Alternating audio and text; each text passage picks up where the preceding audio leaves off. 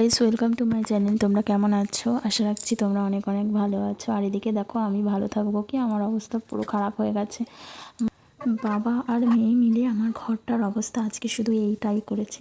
মানব ছোটোবেলার জামা, মানে আগের বছরের জামা, ছোটোবেলার বললে ভুল হবে, আগের বছরের জামা যেগুলো এখনও ওর গায়ে হয় না, সেইগুলো আমি এক জায়গায় গুছিয়ে গুছিয়ে রেখেছিলাম।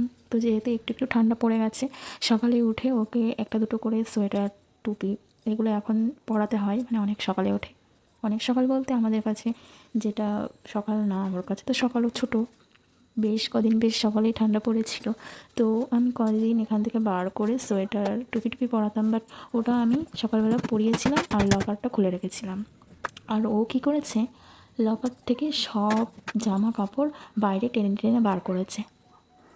আর মামামের পাপা একটা জামা খুঁজে পাচ্ছিল না। ওর যত জামা সব আমি শোকেসের ভিতরেই রাখি, মানে আলাদা শোকেসের ভিতরে আমি গুছিয়ে গুছিয়ে রাখি।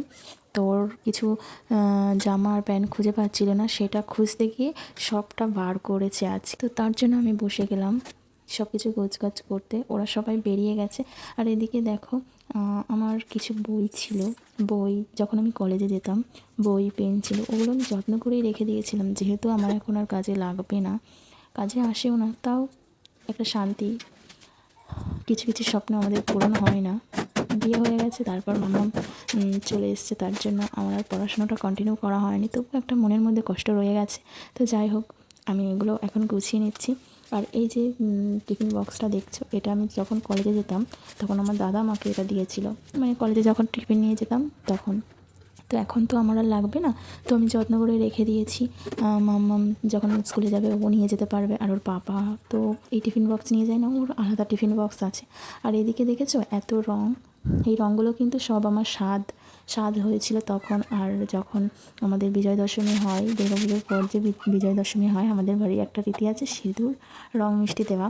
তো তার থেকে আমার ননদরা, কাকিমা, তারপরে জেঠিমা, শাশুড়িরা সবাই দিয়েছিল, তাই এত রং সিঁদুর। আর আমার এখনও পর্যন্ত এবারই এসে আমার কোনো রং সিঁদুর কিনতে হয়নি, আজ 3 বছর হয়ে গেল।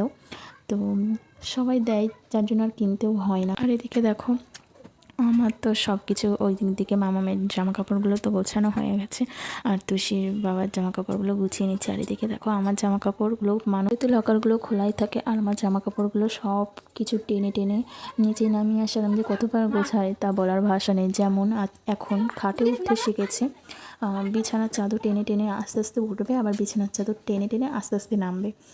এইরকম করে যে আমার কতবার খাট বিছানা গোছানো হয়, তো আমি কি বলবো তোমাদেরকে। আর যখন আমি ভিডিওটি যদি ভালো লাগে তাহলে অবশ্যই লাইক, কমেন্ট, শেয়ার করে দেবে।